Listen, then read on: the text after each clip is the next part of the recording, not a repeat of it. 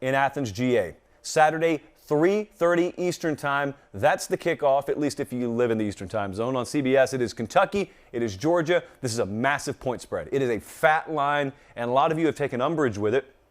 And you guys know how rarely I use the word umbrage, but yet Kentucky fans feeling the disrespect. We're going to do the JP poll later tonight. I, off the top of my head, forgot where we ranked Kentucky, or rated Kentucky. Big difference. But I guarantee you, you will cry disrespect. Maybe not after this preview. So let's dive into this. What is the shot for Kentucky? Like I said, we learned our lesson. We're doing the game previews. If there is even, what's another rarely used word, a modicum of a chance that you could win a game, we're breaking it down. Let's be realistic, though. And so you want to win the game. If the final score here were 27-14, would it be so bad? I don't think it would. But I understand that is not the Kentucky mentality. This is not some cute story. You need to understand this if you're an outsider. Most of you are. If you're an outsider, you haven't been watching Kentucky, they don't view themselves as a cute story.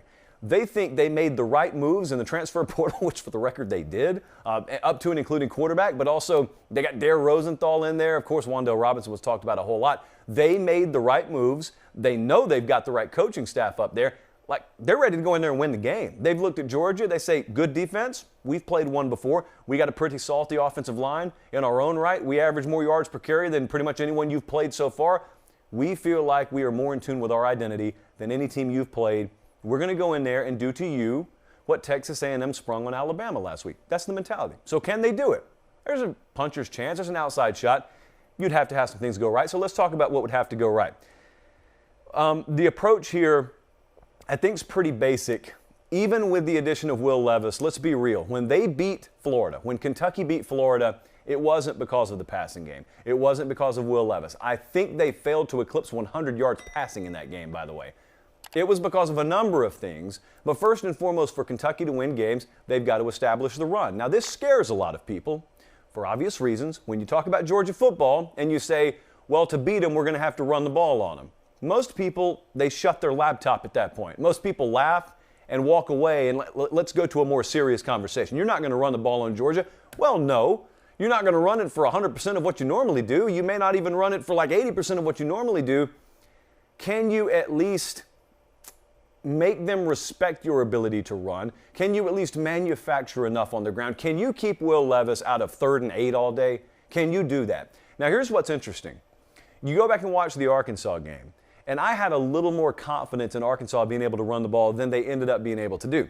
The Kentucky offensive line, I was talking to a coach today, former coach, and he was circling the Kentucky offensive line. He said, you know, when it comes to matchups, that Kentucky offensive line is a lot more favorable for a matchup against Georgia than Arkansas was.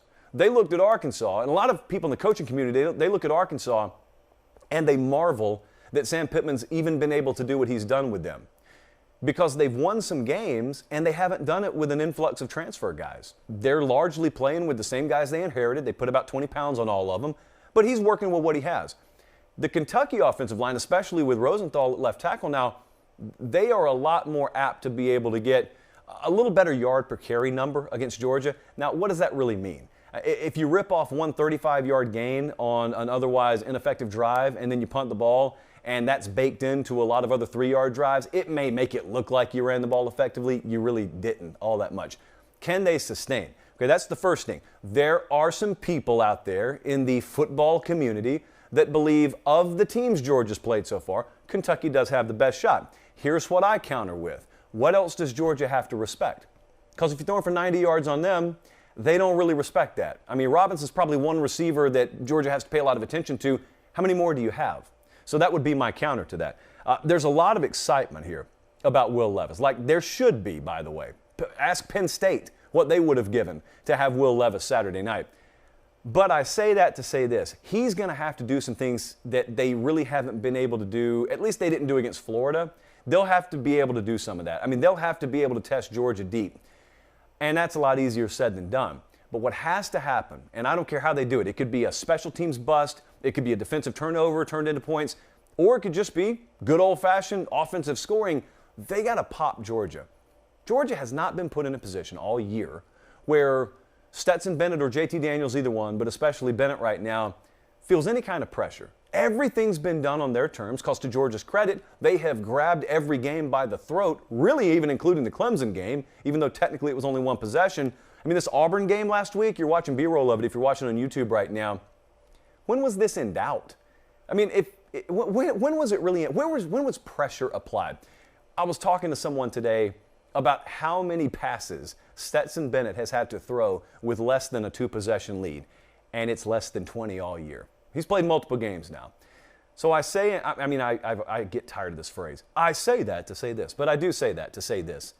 How do you score early on them? Can you score early on them? Can you spring something? Because here's what has to happen more so than anything. When you watched A&M Bama last week, the group of people that had to believe the most was that Texas A&M sideline and the crowd. Crowd's not a factor for Kentucky this week. It's a factor against them. But did you look at how different A&M carried themselves once they struck Bama early? And once they realized, hey, we hit that thing and it bled. Look at it, it's bleeding more and more. No one's seen Georgia bleed, but they can.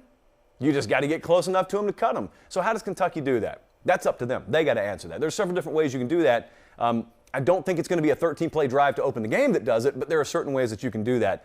They got to win first down, though. Kentucky's got to win first down both sides. You got to get Stetson Bennett into positions where they do have to throw the ball. Now, they're capable of it.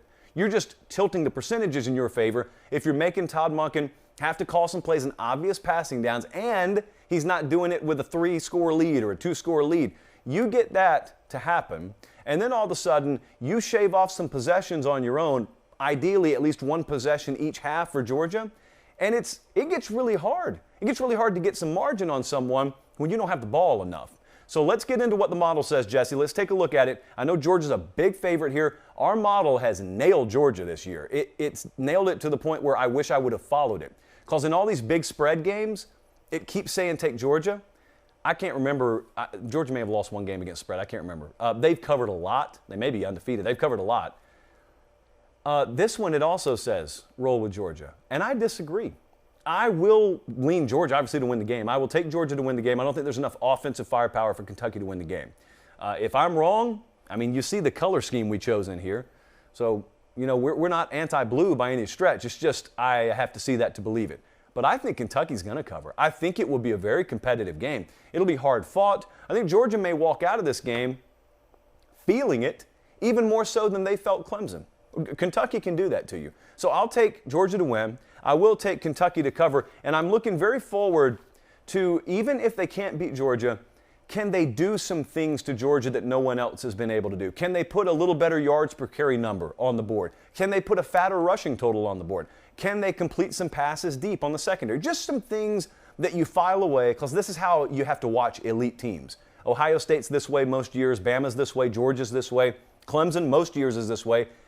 Does someone in an otherwise forgettable game do some things that you file away in your head and say, well, that team couldn't take advantage of it, but this team, and this team down the stretch that they play, maybe they can take advantage of it. So I'm looking forward to that. We're not going to be at the game because it didn't check as many of our boxes as Ole Miss Tennessee does, but we will be in position to watch it before that game kicks off. Looking forward to it.